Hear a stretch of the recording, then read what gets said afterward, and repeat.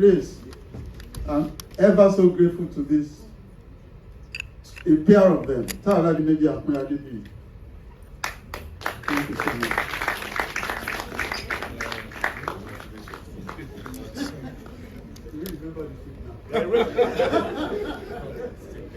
Okay. Thanks so much. All right, Sheon. Sheon has escaped. Oh, okay.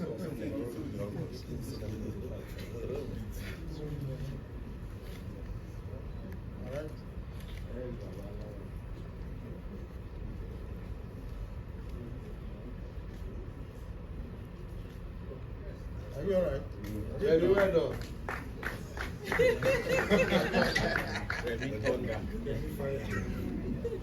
Would you like to introduce? Also, Naila.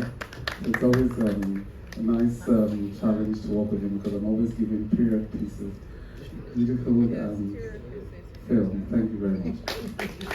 His name is Adebayo. Sorry. Adebayo. Thank you very much.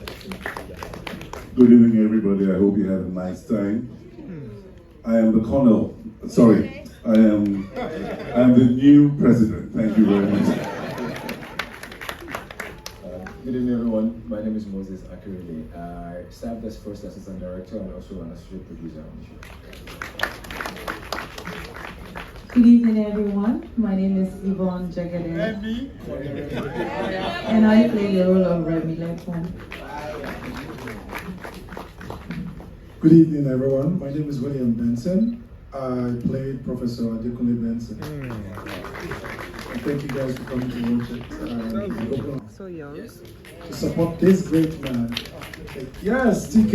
It's been a long time coming. Me working with you. The first time I worked with TK was Campus Queen, and when he saw me there, he called me at the time that I wasn't expecting this call, and he said, "Oh, you played a very minute role, but it was effective. There's something I have for you," and I waited all that time. He said, "William, don't do anything." I was loyal, and when it was time, fate has its way of bringing things together. He called. I just said, "Oh, call TK. Just say hello to him." And the next minute, he said, "William, are you in Nigeria?" I said, "Yes." He said, "I need you to do something for me," and this happened. Thank you, TK. Good evening, everybody. My name is Mr. Steve Shodia. I'm an associate producer on the project and also post-production supervisor. Good evening, everyone. My name is Femi Adebayo. I played Rasaki, a co-lecturer. I'm happy to be on the project, and so I'm very excited to be part of the project. Thank you. My name is Jegede. I was the director of photography. In other words, the pictures of my responsibility. I'm Tunde, MD of Digital Studios. I've known Uncle Tunde Kelani for over 50 years. I'm like the second generation. He did some work with my late father, Jegede, in the 70s and 80s, and it's a great pleasure to work with him. He just came to me just a few weeks ago about the final mix which we did in Adobe Atmos Studio, and I also did some VFX, artificial intelligence generation for some of the special effects. I look forward to doing more work with you, Uncle. Thank you, sir. We can sort of take 2 questions or 3 if we can stretch it, just to hear from the audience, please, because this is a special screening, and I don't think we have the luxury of doing this at every screening or even at the cinemas, for example. So if we can just have 1 or 2 people, just From our film school days, actually we were not allowed to record sound when some of our exercises. The idea is one we shoot it just like that, and then after edited, if it is good, then say go and design the sound. So we now take everything and develop about 5, 6, or 7 tracks constructed just for that film. But the problem of, television, film came without sound first. But there was radio, and when television came, it came with sound. So people are used to recording sound, and when you do that, it's a lot of dialogue, talk. They don't use sound to tell the story. If it was a masterclass or something, we can explain to you some of the sound, but for me, it's a sound film. Sound film in the sense that when they approached me and said, give us one of the film, we take the sound away, and then you compose, and then we play it on orchestra. That is the cue for me to do Cordelia, because Cordelia, the story itself inspires great music, dramatic music. The story itself, it's drama all the way to the end. You realize the film takes place in 24 hours. And that's why you can't talk much about the costume, because most of the characters had only one costume on them. And then, of course, military is military. But the bonus for me is a sort of a comeback or return to University of Ibadan. Remember that Oleku was based in University of Ibadan. So it's an opportunity. Then we did later we now did the Bromine Road. But Cordelia was maybe 20 years after Oleku. So I looked around for where else we had not filmed. We have not archived visually in University of Ibadan. So those are the elements that we want to look out for. And the design was very good, turning the old houses to fit the story. It almost took Shola Oloyomi's house apart. So there's a lot going on this small film. Thank you. And the culture part of it, it came, except that the couple are definitely Yoruba. But the story didn't allow this. The plot didn't allow any of that. Just casual starts, casually writes some marital problem, and then drawn into drama. So not really didn't allow much to see, except focus and draw you into the story, and it didn't let you go until the end of it. He's a celebrated, trained cinematographer. And the good thing is, when you're working with people who know what you're doing, your job is a lot easier.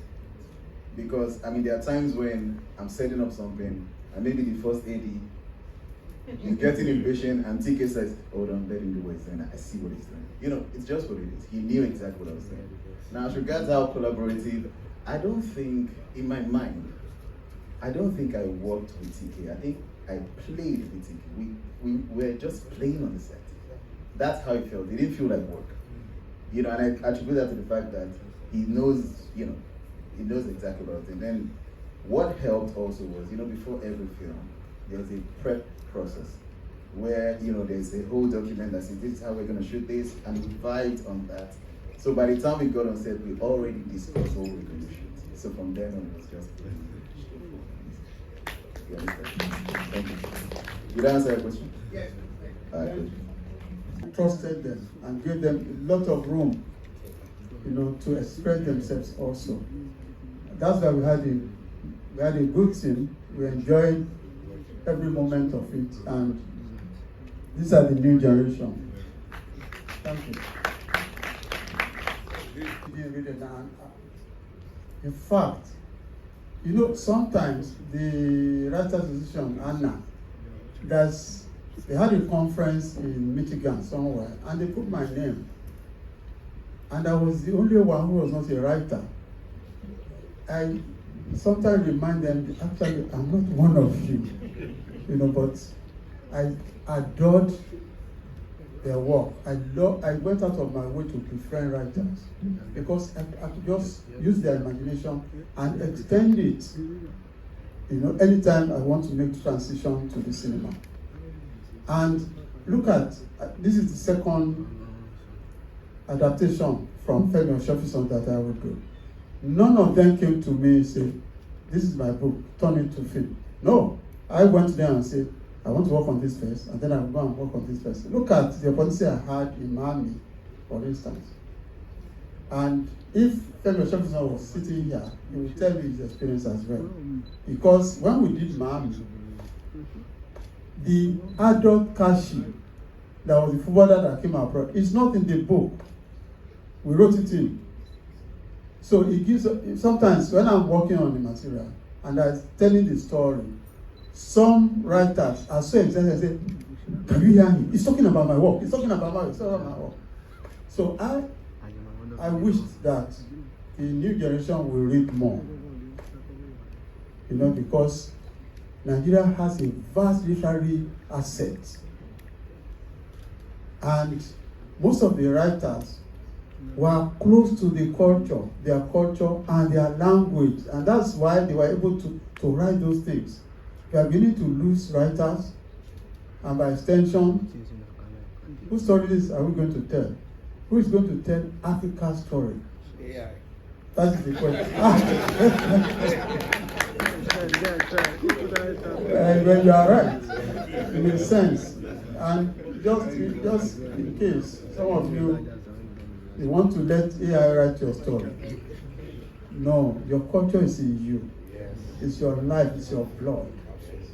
That is the ace that you hold. What is the other question? To get the answer or Okay. And I'm being honest, I really don't care that much about cameras. I mean, they're tools, right? And they change all the time. But can you remember what? Well, I can. Canon? I can't remember. At the time when we showed it, I knew everything about it, but right now I can't. But as regards the technique, something I like to say is, you know, it's a period piece, right? And I was very clear that the environment was a part of the story, naturally. But typically, you would see how people would use estabs, you know, as cutaways. But I kind of hid the estabs in the scenes. Do you understand? So it would feel like it would make you. I felt it was more immersive. I think that's what I was going for. So if you notice, a lot of the scenes, when things were going on, you were also seeing where it was going on, rather than as a separate entity. I felt it was a more, you know, interesting way to tell. Yeah, exactly. Did I answer that question? Yeah.